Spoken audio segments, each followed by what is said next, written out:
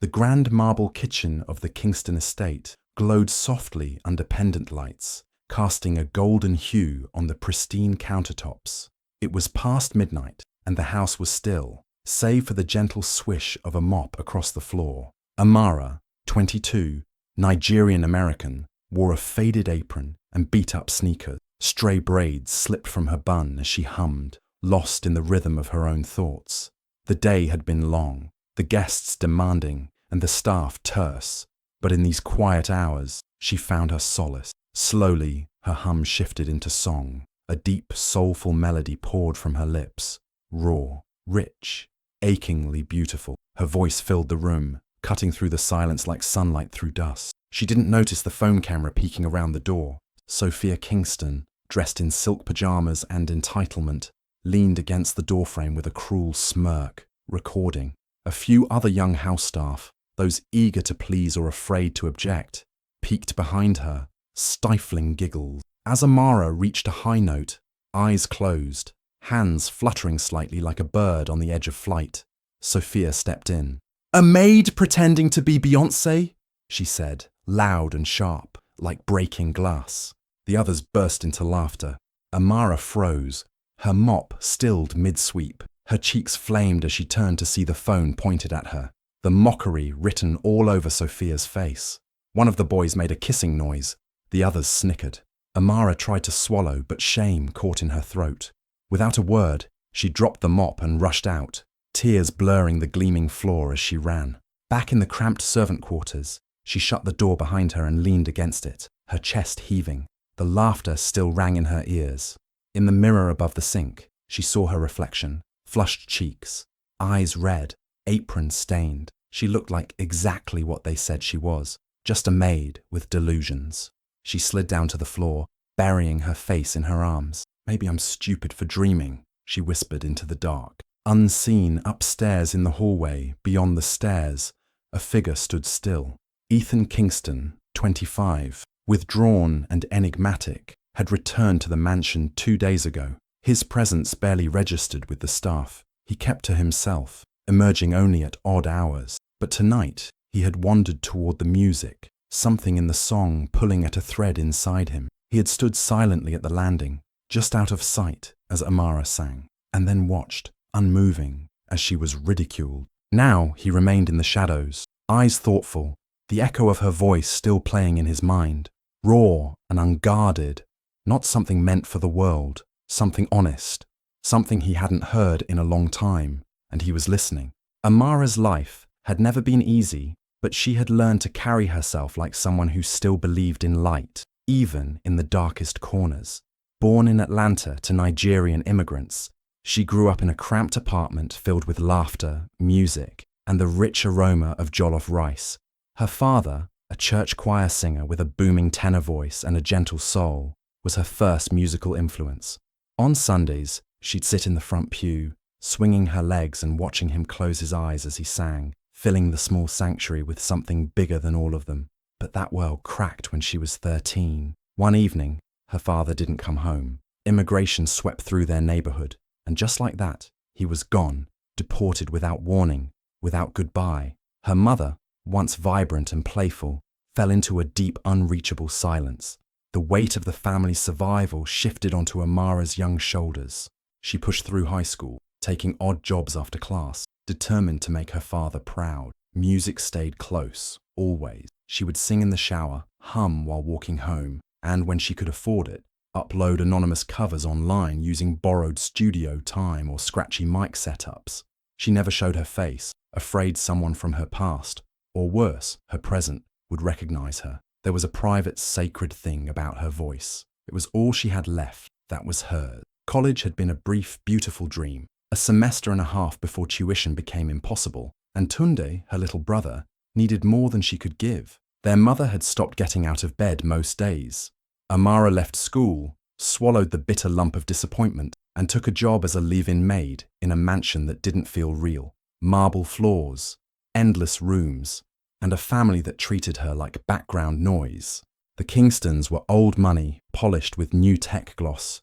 Howard Kingston, the patriarch, had built a tech empire from nothing, and now spent his time trying to buy the right kind of legacy. one with magazine spreads, charitable foundations, and a son molded in his image. Ethan was none of those things. Brilliant but broken, Ethan had once been a prodigy, classically trained in both piano and voice, with performances at high-end galas and summer programs across Europe, until the breakdown. No one knew the full story, but during a solo recital at 16, something cracked. He froze mid-performance, stared at the crowd, and fled the stage. Cameras rolled. The headlines were cruel. He hadn't performed since. Now 25, Ethan was a ghost in his own home. He wandered the mansion like someone trying to disappear without dying, eyes often distant, hands always twitching near a piano, but rarely touching it. His father spoke to him with clipped irritation, as if Ethan's quiet presence was an embarrassment. Sophia, Howard's niece, and the family's golden girl, took every opportunity to humiliate Amara, and Howard never stopped her. Sophia's cruelty was sharp, often wrapped in laughter or jokes, but it cut deep. The staff followed suit, some out of fear, some out of their own bitterness. Amara endured it all with clenched teeth and late-night tears. Determined to earn enough to keep Tunde in school, he had dreams of being an engineer, dreams she'd die before letting him give up on. And yet, in the quiet moments, Amara still dreamed of music, of singing not for approval or fame, but because it healed her, because it was how she remembered her father, how she made sense of a world that never seemed to give her a break. She feared, more than anything, that this life, scrubbing other people's flaws, biting her tongue, watching the world from behind the curtain, was all there would ever be, that the music would die inside her before anyone ever really heard it. Ethan, too, was haunted by failure, by expectation, by a talent he couldn't bear to touch anymore. He spent hours in his room, writing music he never played aloud, lyrics scribbled in the margins of books, melodies trapped in his mind like birds behind glass. He didn't know what he was waiting for. Maybe a reason to try again. Maybe someone who saw him, not just his mistakes. Two people in the same house, trapped by different cages. Amara by circumstance, Ethan by shame. Both gifted, both silenced. Neither knowing that the other might be the key to everything they've been missing. It started with a scroll. Ethan, bleary-eyed from another sleepless night, sat in the shadows of his room with a cup of untouched tea, growing cold on the nightstand. He was avoiding his father, avoiding himself, drifting through the digital world, like he often did when silence got too loud. Then he saw it, Sophia's smug grin stamped on a TikTok thumbnail. Curiosity tugged at him. He clicked. The caption read, "Maid auditions for American Idol. It's your kitchen karaoke. Know your place." The video began mid-note. Amara, unaware of the camera, stood alone in the kitchen, bathed in warm light and singing like she had nothing to lose. Her voice was breathtaking, soulful, textured, aching. But then came Sophia's voice, cutting in, and the cruel laughter. Ethan flinched. He'd seen humiliation before, on stages, in green rooms, on his own face. But this hit differently, not because of the mockery, but because, despite it, the comments told another story. Why is this actually beautiful? Wait, she's crazy talented. You're laughing, but this gave me chills. The video had gone viral overnight. Thousands of views, duets, stitches. People were talking. Not about Sophia, but about Amara. He watched it again, and again. By morning, Ethan had made up his mind. He left his room for the first time in days and slipped past the house staff, ignoring their curious glances. When he reached the door to the servant quarters, he hesitated. He wasn't sure what he was doing, only that something inside him had cracked open. Amara opened the door still in her faded apron, her eyes rimmed with exhaustion. The moment she saw Ethan, her body tensed, a flicker of shame flashing across her face. "If this is about the video..." "I saw it," he said, quiet but certain. She turned away, visibly wounded. "I didn't know she was filming. I wasn't trying to... I know how this looks." "That voice doesn't belong in a kitchen," he interrupted. "It belongs in a studio." She blinked, thrown off balance. "Are you mocking me too?" Ethan shook his head. "Number, I'm serious. I'm trained in classical music, piano, voice. I haven't done anything with it in a long time, but I know talent when I hear it. You're not just good, Amara. You're real, and if you want, I can help you. We could record something, just a demo, private, No one has to know. She hesitated, eyes searching his for a catch, a hidden agenda. Why would you help me? He looked down, then back at her. Because I know what it's like to have something inside you and be too scared to let the world hear it. For a long moment she said nothing, then quietly, okay, one demo. That's it. They met the next night, in the abandoned music room at the far end of the house, a room no one used anymore, full of dust-covered instruments and forgotten memories. Ethan had already cleaned the old upright piano, its wood still rich beneath the grime. He brought a small recorder, nothing fancy, just enough to capture the sound. At first, Amara stood stiffly in the corner, arms crossed, eyes guarded, but as Ethan played a few chords, gentle and patient, something shifted. She stepped closer, then closer. Finally she sang. It wasn't polished, it wasn't perfect, but it was raw, and it was honest. Her voice floated through the room like something that had always belonged there. Ethan coached her softly, never pushing, always listening. He asked questions, what songs moved her, what stories she wanted to tell. She surprised him by asking back what it felt like to freeze on stage, why he stopped playing. They were careful with each other, delicate, two broken instruments slowly learning to make music again. Night after night, they returned to that room, meeting in secret, building something fragile and beautiful. He taught her breath control, phrasing, technique. She taught him how to feel again, how to find truth in imperfection. Laughter came easier, so did silence, and slowly a friendship began. Quiet at first, but real. A bond born not of status or power, but of shared wounds and quiet hope. Neither of them said it, but both began to wonder, what if this could be more than just a song? Amara's world began to split in two. By day, she scrubbed marble floors and fetched fresh fruit trays for guests who didn't know her name. By night, she sang in secret, her voice coaxed gently into confidence by Ethan's quiet encouragement. The music room became their sanctuary, hidden in the forgotten wing of the mansion, where they created something that felt sacred. Each session, each harmony built between them, brought Amara closer to the girl she used to be, before the world demanded she grow up too fast. She began to dream again, not just in fleeting daydreams, but in full-color visions, of studio lights, of her name on a track list, of Tunde proudly showing off her song to his friends. But the more she dreamed, the more the weight of reality pressed down. She told her mother she was picking up extra night shifts to explain the late hours, even as guilt gnawed at her. She kept the sessions secret from the other maids, dodging questions, offering thin excuses about reorganizing storage or deep cleaning the West Wing. Every lie she told felt like a crack forming under her feet. She couldn't afford to lose this job, not when the rent was late again, not when Tundi's college fund had stalled. And yet, in the music room, it was like none of that existed. It was just her voice, and Ethan playing like he was remembering how to breathe. Sophia noticed the change. She always did. The smug glances turned sharper, the snide comments more pointed. One evening, Amara stepped into the hallway after a session to find Sophia leaning against the doorframe with folded arms and a phone in hand. Well, she drawled. Didn't realize the staff offered private entertainment. Now, Amara froze. Ethan stepped between them before she could speak, but it was too late. I knew you were pathetic, Sophia hissed, but seducing the family's disgrace? That's bold, even for you. Ethan tried to diffuse her, voice calm, but Sophia's smirk said she'd already won. The next day, she made sure whispers rippled through the staff quarters like wildfire. Amara couldn't walk through the kitchen without catching glances.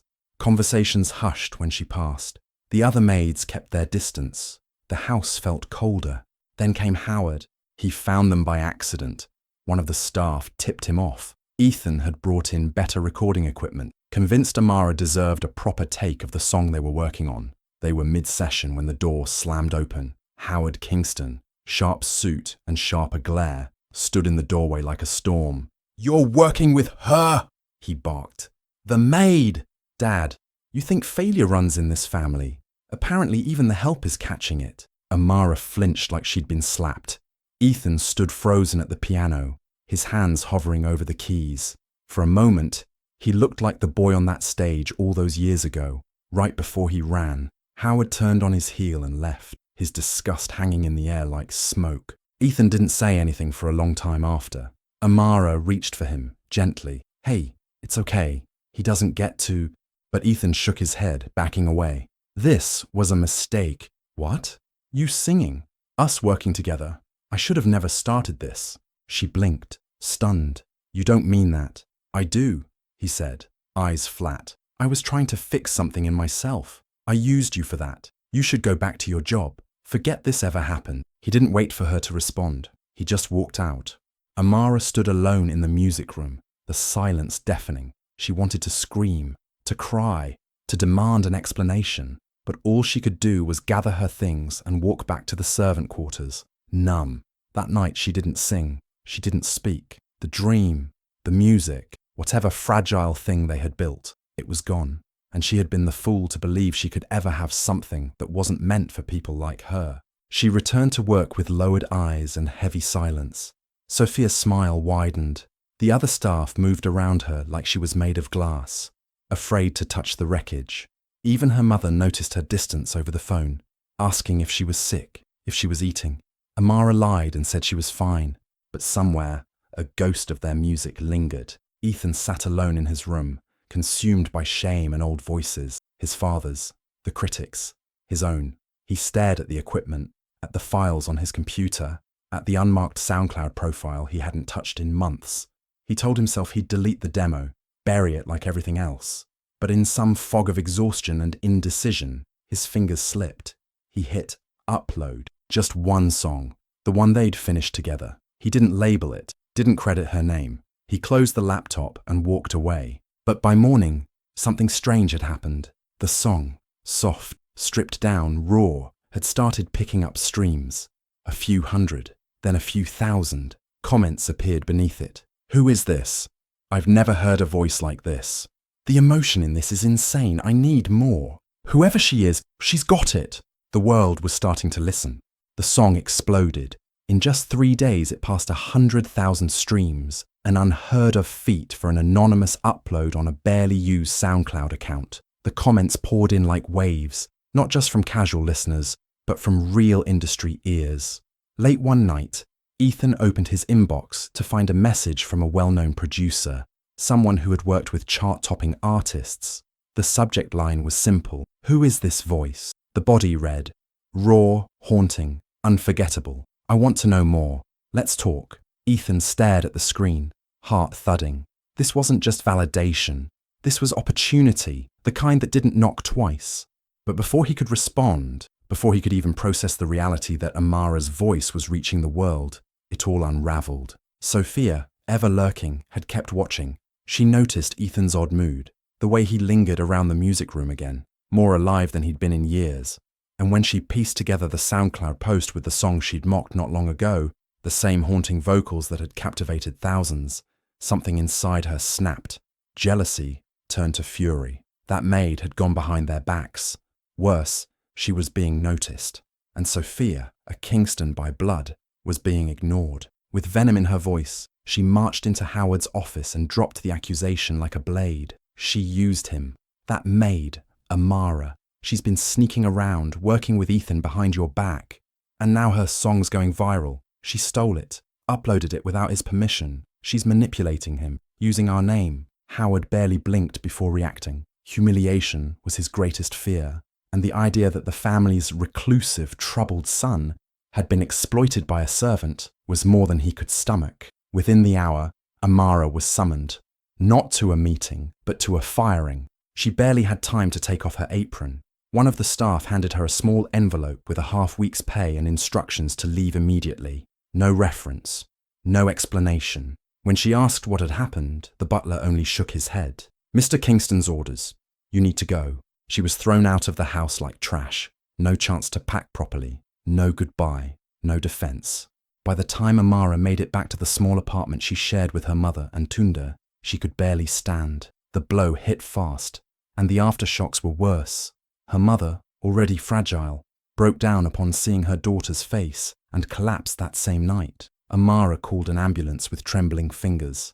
At the hospital, they called it stress-induced exhaustion, possibly worsened by an untreated heart condition. Amara didn't sleep at all that night, sitting by her mother's bed while wondering how quickly a dream could turn into a nightmare. Tunde stood outside the hospital room, trying to hold back tears. "What happens now?" he whispered. "I can't lose my spot, Amara. I worked so hard." "I know," she said, gently pulling him into a hug. But inside she was breaking. The money was gone. The safety net she'd barely held together had snapped.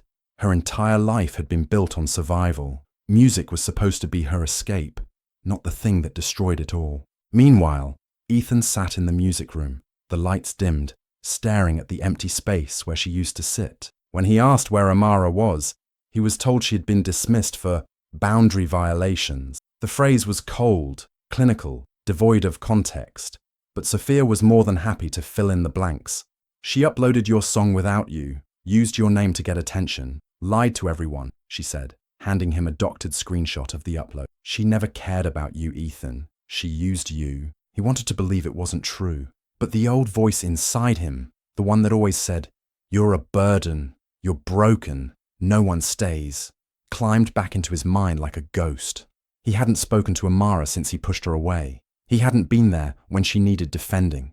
And now she was gone, without a word. Had she really used him? That night, he sat at his piano but couldn't play a note. Across town, Amara stared at her computer screen, the SoundCloud dashboard still open, the numbers still climbing. The song, their song, was being called a breakout, a discovery. She saw strangers defending her in the comments, asking who she was, calling her voice a revelation, but she didn't feel seen. She felt violated. Whatever magic they'd created together was tainted now. What had started as a shared escape had become her downfall. Ethan had abandoned her.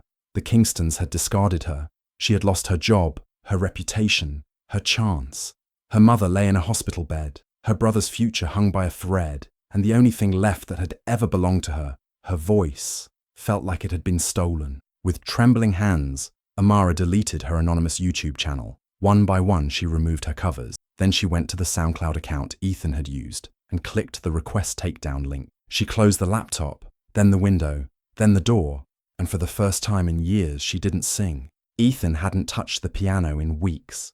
The house felt colder without Amara's presence, without her voice echoing softly through the halls like a song he couldn't finish. But it was the silence that finally drove him to look deeper. Something hadn't sat right. If she had really betrayed him, why hadn't she fought back? Why hadn't she reached out?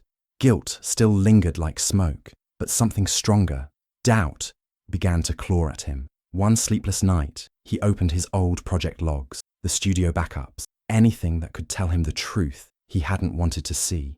And there it was, the file info, the timestamps. Amara had never uploaded anything. The track had been published from his own account, from his own IP address, days after their final session. She hadn't stolen anything. He had, by accident. And then, when the fire came, he let her burn. He dug deeper.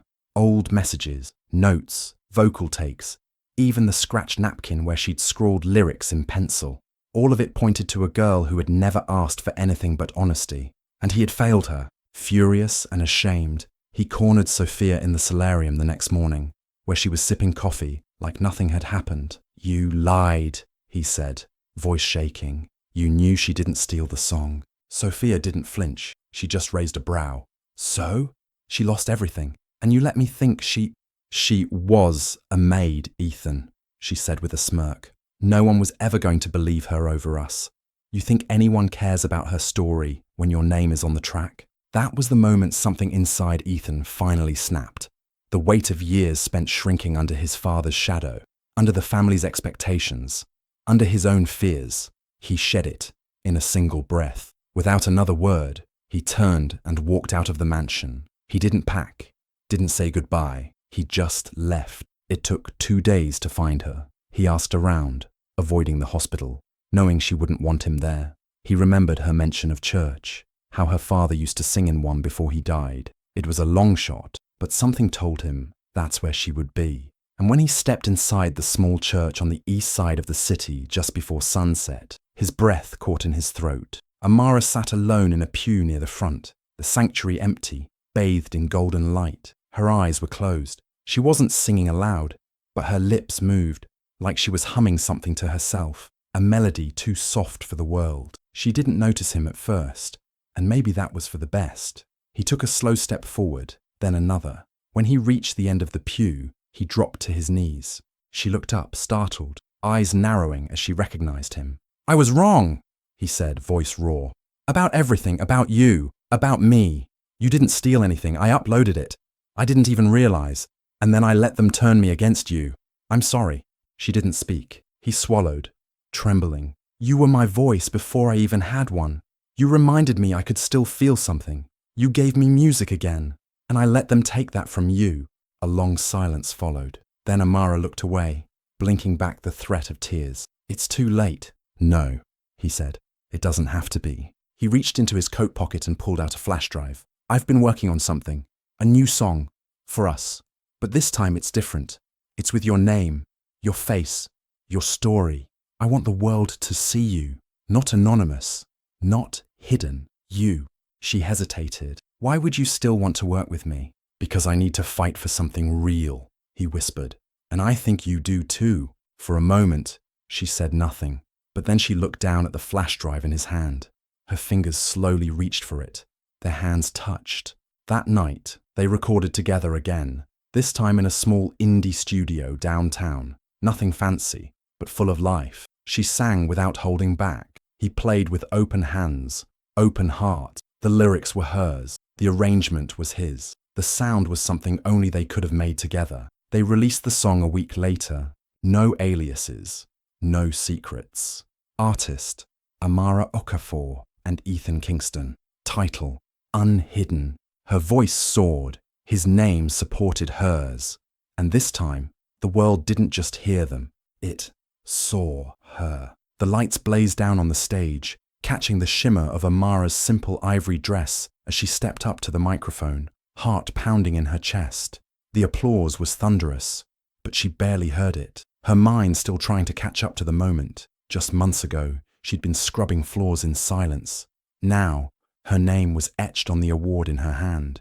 Beside her stood Ethan, quiet, steady, beaming with pride, the once hidden composer who had found his music again through her voice. She took a breath, her fingers trembling slightly as she gripped the mic. "This," she began, voice soft but sure, "is for everyone who was ever told their voice doesn't matter. Sing anyway, speak anyway, dream anyway." Somewhere across the city, in a cramped apartment with peeling paint and second-hand furniture, her mother and Tunde sat huddled on their couch, tears streaming freely as they watched the live broadcast. Her mother pressed a hand to her mouth, overwhelmed, while Tunde smiled through his own sobs, whispering, "She did it." The flickering television light danced across their faces like candlelight. Cut to another screen, Sophia alone in her luxury suite, scrolling bitterly through social media as Amara's name trended everywhere. Her lips curled in disdain, but the flicker of disbelief in her eyes betrayed a deeper truth. She hadn't won. Elsewhere, Howard Kingston sat motionless in his grand study, the television casting a pale blue glow across his stern face. He didn't speak, didn't move, just stared, stunned, as Amara stood tall in a spotlight that was never supposed to be hers. Amara's voice, now calm and resonant, carried over the final images in voice-over. "They called me a maid, but the only thing I ever served was a dream too powerful to be silenced." The screen faded to black. "Fade out,"